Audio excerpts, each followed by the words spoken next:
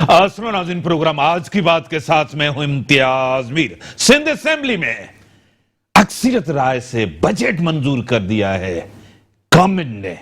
बहुत शोर शराबा भी हुआ, बाहर मीडिया टॉक्स भी हुई। आपको पता है यह कैसी जमहूरियत, पीपल्स पार्टी के ऊपर तनकीद की गई कि हमें बोलने नहीं दिया गया, हमारी अमेंडमेंट्स जो थे हमने पेश की थी उसको भी शामिल नहीं किया गया, लेकिन पीपल्स पार्टी ने बजट मंजूर कर लिया।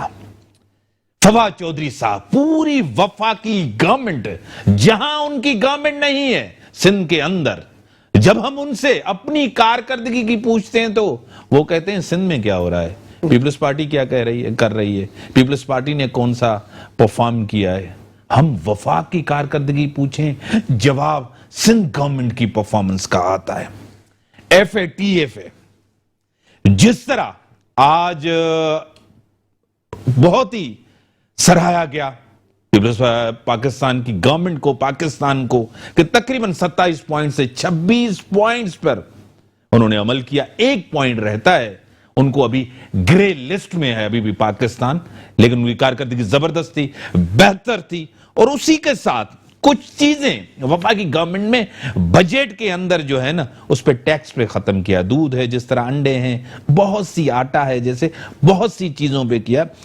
बिलावल साहब ने कहा है, एक दफा फिर बिलावल साहब ने कहा है कि अवाम जो है इमरान खान की महंगाई के साथ मुकाबला कर रही है। पूरे मुल्क के अंदर महंगाई है, बेरोजगारी है, और चौथी एक वेव आ रही है। जिस तरह खबरदार किया है असद उमर साहब ने, कोविड का एक फोर्थ जो वेव वो भी आ रही है। इसी के ऊपर अपने स्टूडियो में दावत दी है मोहतरम जनाब डॉक्टर सोराब खान सर की, रुकन Sindh assembly peoples party, senior रहनुमाए, senior सियासतदान है, MPA मिनिस्टर रह चुके हैं, अभी भी MP हैं। सर मैं आपको वेलकम करता हूं अपने शो। उसी के साथ डॉक्टर फौजिया हमीद साहब, वो भी सीनियर रहनुमाए, सीनियर सियासतदान है, रहनुमाए PSP की और MNA रह चुकी हैं। डॉक्टर साहब मैं आपको भी वेलकम करता हूं अपने शो। डॉक्टर साहब, आज अपोजिशन बड़ी चीखी चिल्ला रहे थे, कह रहे थे हमें नहीं बोलने दिया गया, बजट आपने मंजूर कर लिया है, क्या कहेंगे?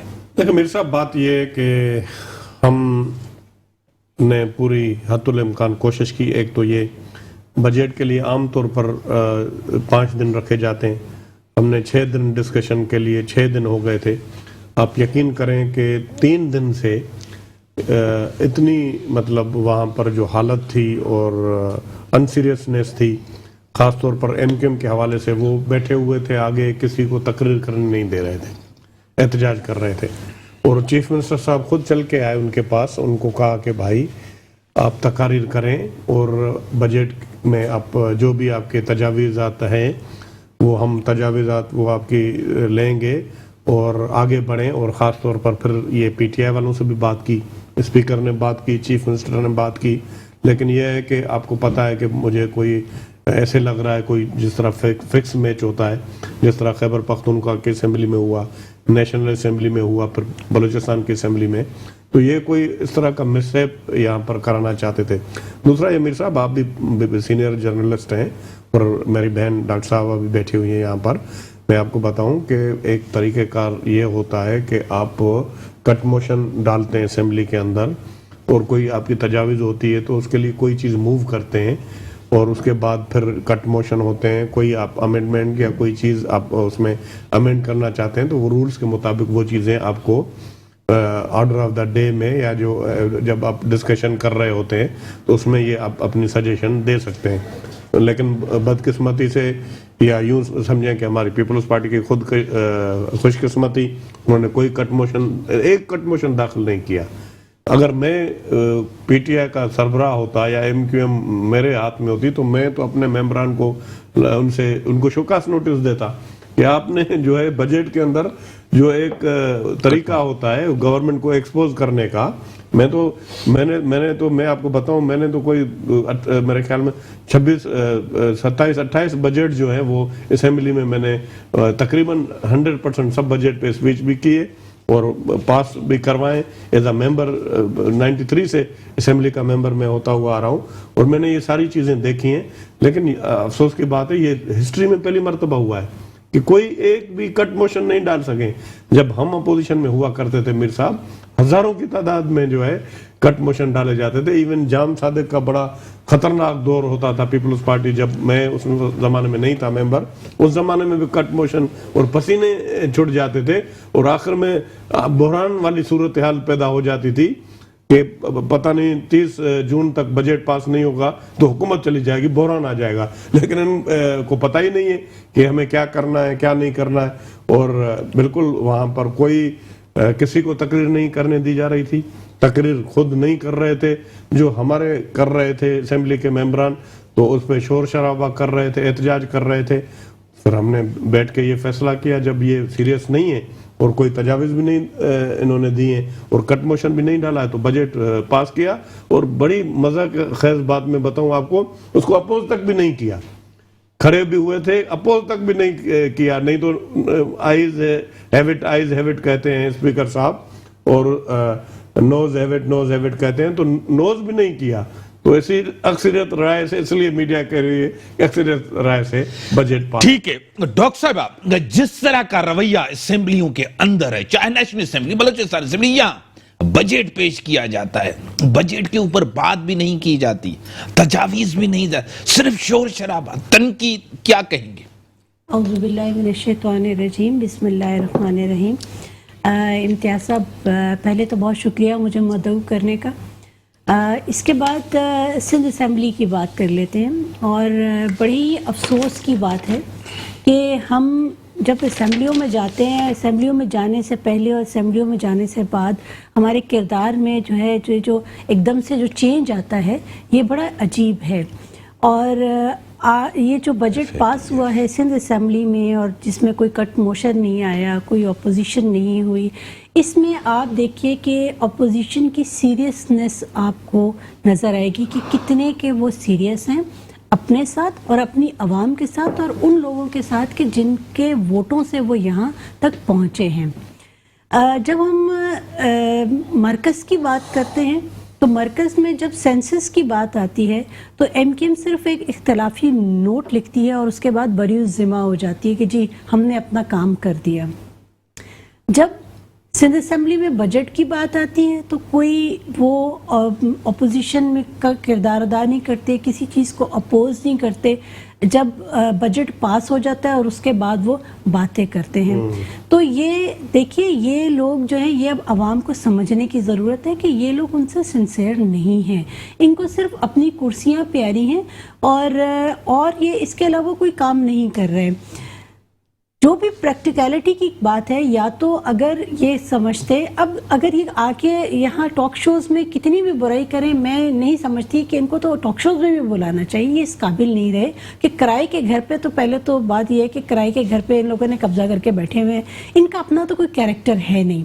और उसके बाद फिर आप पीपल्स पार्टी के साथ बैठे हुए होते हैं, आप सारे काम पीपल्स पार्टी के साथ बैठ के करते हैं। कोई मुसव्वदा आता है या लोकल गवर्नमेंट का जो इतना बड़ा एक एक्ट आया था, उस पर आपने साइन किए, सब कुछ किया, और उसके बाद फिर आप by the end of the day आप सिर्फ ये एक बात करते कि जी इन्होंने हमारे ऊपर जुल्म कर दिया। जुल्म तो आप उनको इजाज़त दे रहे हैं तो वो जुल्म कर रहे हैं ना। तो इसमें मैं समझती हूँ कि पीपल्स पार्टी का इतना कसूर नहीं जितना इनका अपना कसूर है। ये खुद ये काम कर रहे हैं और ये खुद सिंसियर नहीं है। और बड़ी ही अफसोसनाक बात है कि जो आवाम जो पिस रही है, जिस तरह से जो हालात हैं, जो मेडिकल सेक्टर का हाल है, जो आपके एजुकेशन का हाल है, इन तमाम चीज़ों के बाद भी अगर आपका ये रवैया है तो अल्लाह ही हाफिज़ है इस मुल्क का। और आवाम अगर आज नहीं समझेगी तो फिर ये कब समझेगी? ब्रेक का टाइम हो गया। ब्रेक के बाद आते हैं, डिस्कशंस को यहीं से बढ़ाते हैं। नाज़रीन, ब्रेक का टाइम हो गया, ब्रेक के बाद आते हैं। वेलकम बैक नाज़रीन। जिस तरह मुल्क की सूरत हाल है आपके सामने, महंगाई, बेरोजगारी, ये सब, बजट भी पास हो गया। एक तनकीद की गई तो पीपल्स पार्टी ने लीडर ऑफ द अपोजिशन को बोलने नहीं दिया, और बिलावल साहब जो कह रहे हैं बड़ा अहम कह रहे हैं, और आज मरियम नवाज ने भी जो है ना इसके ऊपर तनकीद की है, एक पर्सनल तनकीद की है मरियम नवाज ने, और प्राइम मिनिस्टर के लिए कहा है न उनकी घर में इज्जत है न उनकी बाहर इज्जत है, और कुछ अशिया के ऊपर जिस तरह है टैक्स खत्म करने का फैसला भी किया गया। डॉक्टर साहब, सबसे बड़ा अहम मसला यह है कि जब सिंध के इश्यूज आ जाते हैं, मफादात आ जाते हैं, तो काफी सियासी पार्टियां اس پہ بات نہیں کرتے. NFC سب سے بڑا مسئلہ, گیس سب سے بڑا مسئلہ ہے کراچی کا, بجلی سب سے بڑا مسئلہ ہے, لوڈ شیڈنگ اور لوڈ شیڈنگ بل آتے رہتے ہیں, اور سب سے زیادہ ایگریکلچر واٹر جو ہے, زرعی پانی نہیں ملتا سندھ کو, اس سے بھی امپیکٹ سندھ کے اوپر مرتا ہے. اس کے اوپر سیاسی جماعتیں خاموش کیوں ہیں؟ لیکن میرے صاحب یہ تو ہم بارہ کہتے رہتے ہیں, اسمبلی میں بھی کہتے رہتے ہیں, ہم ان کو کہتے ہیں کہ بھائی آپ سندھ کی نمائندگی کر رہے ہیں, خاص طور پر کراچی سے جو الیکٹ ہوئے ہیں. میں تو زیادہ یہ کہوں گا کہ وہ سب سے زیادہ جو چیمپئن بنتے ہیں MQM والے بنتے ہیں, اور وہ وفاقی حکومت میں بھی ہیں. PTI والے تو ہیں, ان کی جیسے بھی آئے وہ بھی آپ کو پتہ ہے الیکشن میں کس طرح جیت کے آئے, اس پہ تو زیادہ تبصرہ کرنا ہی مناسب نہیں ہے. باقی یہ ہے کہ MQM وہاں پر بیٹھی ہوئی ہے, نہ تو کے الیکٹرک میں اتنی لوڈ شیڈنگ ہے اس پہ بات کرتے ہیں, نہ گیس پوری انڈسٹری بند ہو رہی ہے, آپ کو پتہ ہے.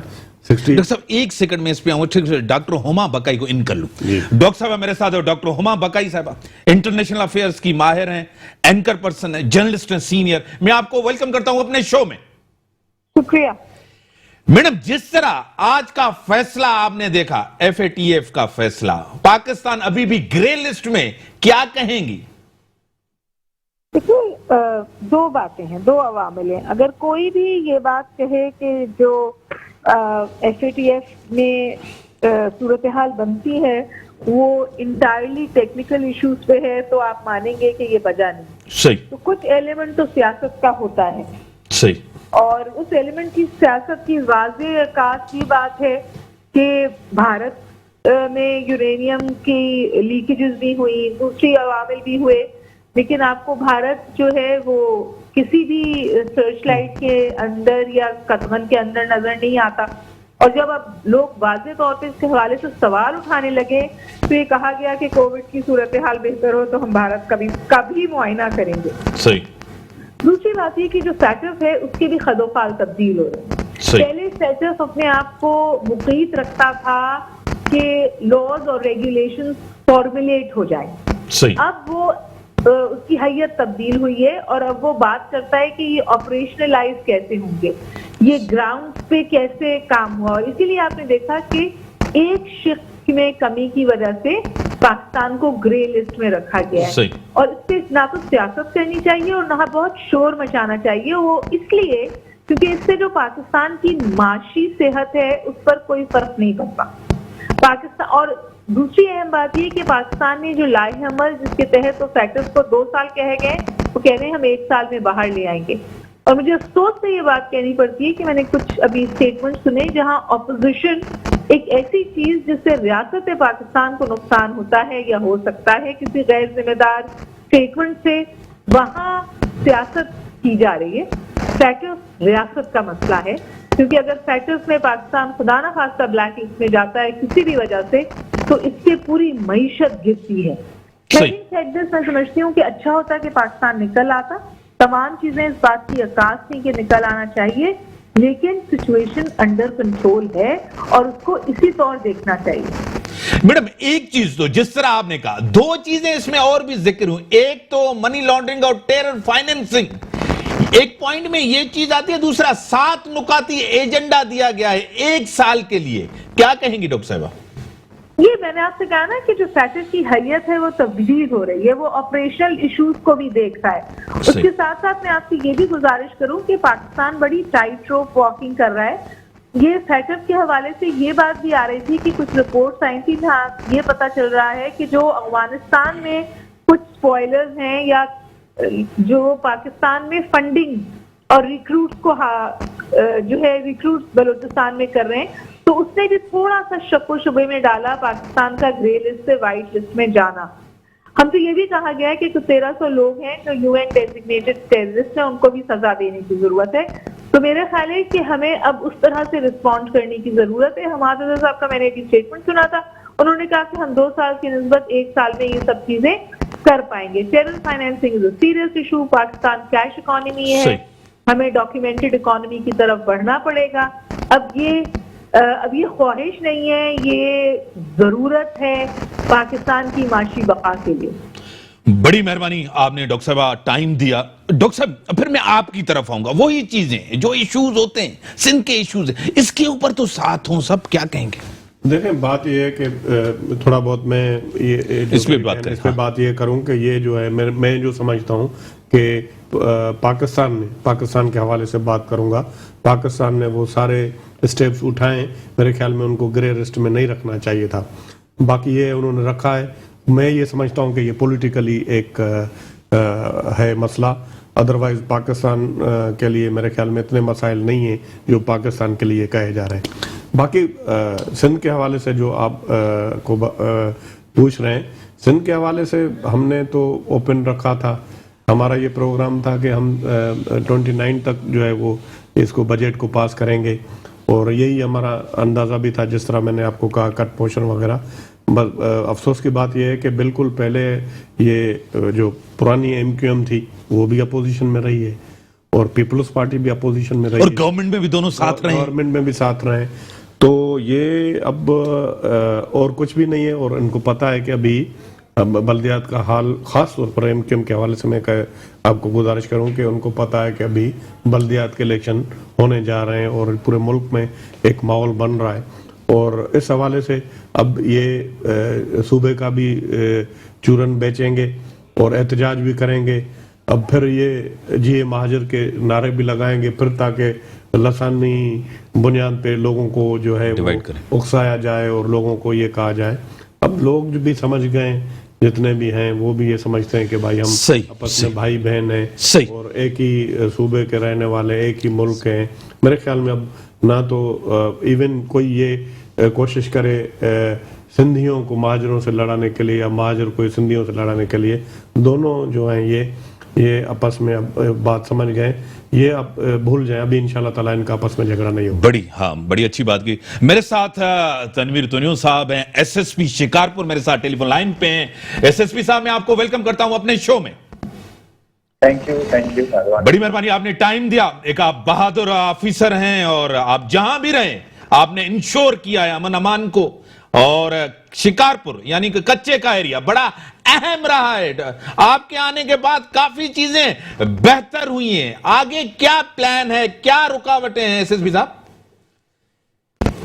دیکھیں, سب سے پہلی بات یہ ہے کہ شکارپور ڈسٹرکٹ ہے وہ کافی ٹائم سے لائن آرڈر کا جو مسئلہ تھا وہ چل رہا ہے, اور میری پلاننگ یہ ہے کہ یہاں پہ مستقل امن قائم ہو. صحیح. بہت بڑا چیلنج ہے. سندھ کا وہ ڈسٹرکٹ ہے جہاں پہ سب سے زیادہ کرائم اور لائن آرڈر کا مسئلہ ہے, اور الحمدللہ آپ نے جیسے کہ بتایا بھی ہے, اور انشاءاللہ ہم کوشش بھی کر رہے ہیں کہ کم سے کم عرصے میں مستقل بنیادوں پہ لائن آرڈر کو ٹھیک کیا جائے.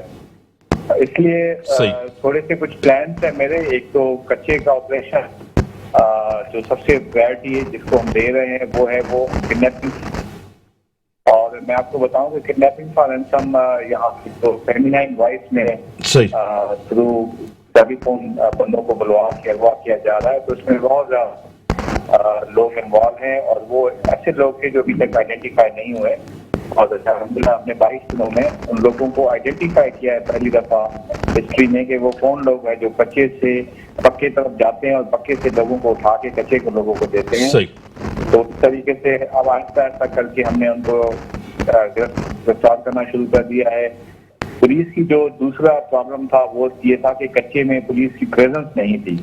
پولیس چاہتی تھی ریڈ کرتی تھی واپس آ جاتی تھی شام کے ٹائم میں. الحمدللہ ابھی میں نے کوشش کر کے آہستہ آہستہ ہم نے لوگوں نے وہاں پہ پولیس کی پرماننٹ پوسٹ قائم کی ہیں. ہر ایک پولیس پوسٹ پہ 25 سے 30 بندے جو ہے وہ میں نے ڈپوٹ کر دیے ہیں جو کہ مستقل رہیں گے وہاں پہ. اور آہستہ آہستہ کر کے وہاں پہ ہم جو ڈاکو جہاں پہ تقریباً 3 کلومیٹر بائی 2 کلومیٹر کا ایریا میں جہاں پہ ان کی آماد گاہیں ہیں, پناہ گاہیں ہیں, تو چاروں طرف سے ہم لوگوں نے انسرکل کر دیا ہے. انشاءاللہ اس کا مستقل حل نکالیں گے. کافی سارے ایسے پلان ہیں جو میں شاید نہیں بتا سکتا ہوں, لیکن آہستہ آہستہ کر کے میں کوشش کر رہا ہوں.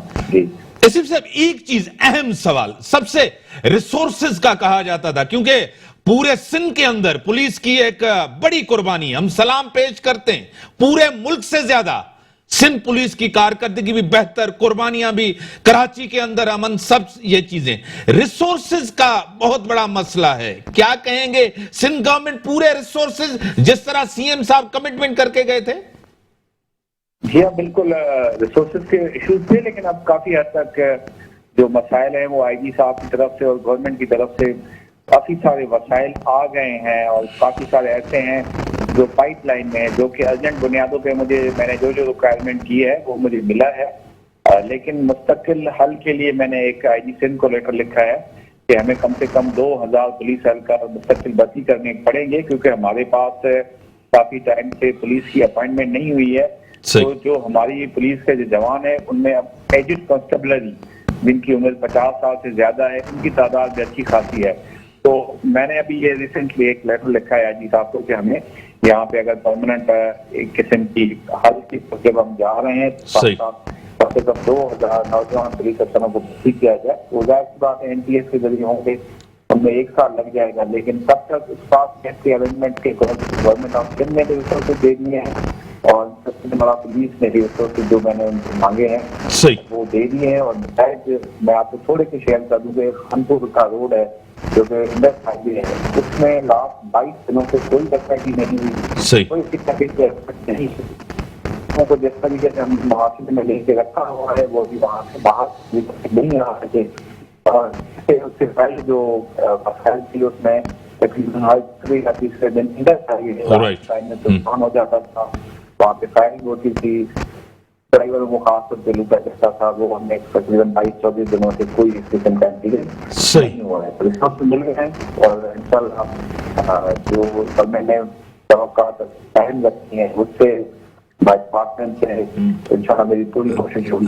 تنویر صاحب آپ کے ساتھ پورا سندھ ہے، پوری سندھ کی دعائیں آپ کے ساتھ ہیں، آئی پراؤڈ آف یو، آپ ایک بہادر، سچے، ایماندار اور ڈائنامک آفیسر ہیں۔ ڈاکٹر سوراب سرکی صاحب بیٹھے ہیں، وہ ضرور اس کے اوپر ریسپونڈ کریں گے۔ ڈاکٹر صاحب امیر صاحب، بات یہ ہے کہ تنویر تنیو صاحب جس طرح آپ نے کہا کہ بہت اچھے افسر ہیں، اور میرا تو یہ علاقہ ہے، روز میرا وہاں سے جانا آنا ہوتا ہے، کیونکہ سکھر یا لاڑکانہ، جیکاباد یہ گیٹ وے کے شکار پر جب سے یہ آئے تو بالکل کرائم رینسم کا تو کوئی نہیں ہوا ہے، لیکن وہ جو پہلے چھوٹے موٹے روڈ پہ کرائم ہوتے تھے وہ بھی بالکل نہ ہونے کے برابر ہے۔ پہلی بات تو یہ ہے کہ یہ اپریشیٹ کرنا پڑے گا۔ سر بریک کا ٹائم ہوا ہے، میں بریک کا ٹائم ہو گیا، بریک کے بعد آتے ہیں، ڈسکشنز کو آگے بڑھاتے ہیں۔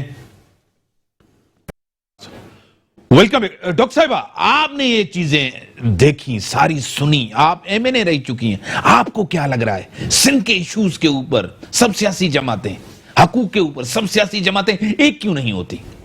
دیکھیے، سب لوگوں کا اپنا اپنا ایجنڈا ہے اور اس ایجنڈے پہ ان کی اپنی ذات ہے، اس کے ایجنڈے پہ عوام کہیں نہیں ہے۔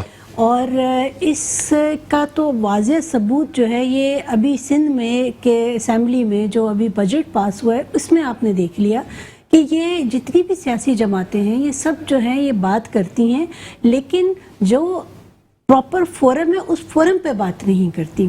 ایک چیز میں ابھی میرے بھائی نے بھی یہ بات کی ہے کہ صوبے کی بات کر رہے ہیں اور صوبے کا چورن بیچا جا رہا ہے۔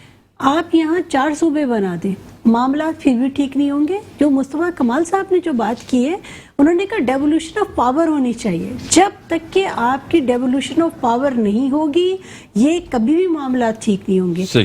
ہمارا ایم کیو ایم نے کبھی این ایف سی سے پی ایف سی کا تو کبھی کوئی بات نہیں کی، سینسس کے اوپر کبھی انہوں نے کوئی ایک احتجاج کیا، کچھ بھی نہیں انہوں نے تھے۔ Local government empowered local government system پہ کبھی انہوں نے کوئی بات کی ہے، اس لیے کہ وہ ان کی پرائورٹیز میں یہ چیز نہیں آتی۔ تو میں یہ سمجھتی ہوں کہ جب تک کیریکٹر کے لوگ نہیں آئیں گے اسمبلیوں میں، جب تک کہ پراپر لیجسلیشن نہیں ہوگی ریگارڈنگ ڈیولیوشن آف پاور، ایک چیز۔ دوسرا، جب آپ بات کرتے ہیں این ایف سی ایوارڈ کی تو اسی فارمولے پہ پی ایف سی ایوارڈ ہونا چاہیے تاکہ نچلی سطح تک تمام پیسے جو ہیں جو آپ نے بینرز بھی کراچی میں لگائے ہیں، بالکل لگائے۔ میرے ساتھ ٹیلی فون لائن پہ ہیں ڈاکٹر عمران شریف، ڈاکٹر ہیں، چیسٹ اسپیشلسٹ ہیں، امریکہ سے کووڈ اسپیشلسٹ ہیں۔ ڈاکٹر صاحب میں آپ کو ویلکم کرتا ہوں اپنے شو میں۔ Thank you Amir for the invitation. Doctor صاحب آپ نے بڑی ریسرچ بھی کی، ایک پورا سینٹر آپ کے انڈر تھا کووڈ کا، یہ پہلی بیماری تھی، اس کو آپ نے قریب سے دیکھا بھی ذرا۔ پاکستان میں آج ایک منسٹر نے کہا کہ 4th ویو آنے والی ہے، کیا کہیں گے سر؟ دیکھیں فورتھ ویو پاسبلٹی تو ہے، اس وجہ سے پاکستان میں اس وقت لوگ ویکسینیٹڈ نہیں ہوئے ہیں کیونکہ ویکسین اتنی اویلیبل نہیں ہے. میں آپ کو خالی اگزامپل دیتا ہوں کہ اس وقت امریکہ میں آلموسٹ 53% کی پاپولیشن جو ہے وہ فلی ویکسینیٹڈ، جس کا مطلب ہے کہ 2 ڈوزز لگ چکے ہیں ان کو، فائزر کے، موڈرنا کے، یا جو جانسن جانسن کی ایک ڈوز. اور جن لوگوں کو ایک شاٹ لگا ہے وہ کلوز ٹو 65% پاپولیشن ہے. اور ہمارے پاس جو ابھی منتھ آف مئی کا ڈیٹا آیا ہے اس میں لیس دین 150 ڈیتھس جو ہیں وہ کووڈ میں ہوئی ہیں ان لوگوں کو جو ویکسینیٹڈ تھے، اور ٹوٹل جو ڈیتھس ہوئی ہیں وہ 18,000. تو اس سے آپ اس چیز کا اندازہ لگا لیں کہ ویکسین اگر لگ جاتی ہے تو فورتھ ویو آنے کا چانس بہت ہی منیمل ہو جائے گا. لیکن اگر ویکسین نہیں لگتی تو یس فورتھ ویو آ سکتی ہے. ڈیلٹا ویریئنٹ پاکستان میں کافی پرومیننٹ ہو سکتا ہے اور نئے ویریئنٹ بھی آ سکتے ہیں. ڈاکٹر صاحب یہ اگر نیا ویریئنٹ آتا ہے، فورتھ ویو آتی ہے، تو کیا یہی ویکسین اس کے اوپر اثر انداز ہوگی؟ جی ہاں، اس وقت تک جو ہمیں دیکھنے میں آیا ہے کہ یہ ویکسین افیکٹو ہے جتنے بھی اب تک ویریئنٹس اویلیبل ہیں ہمارے سامنے.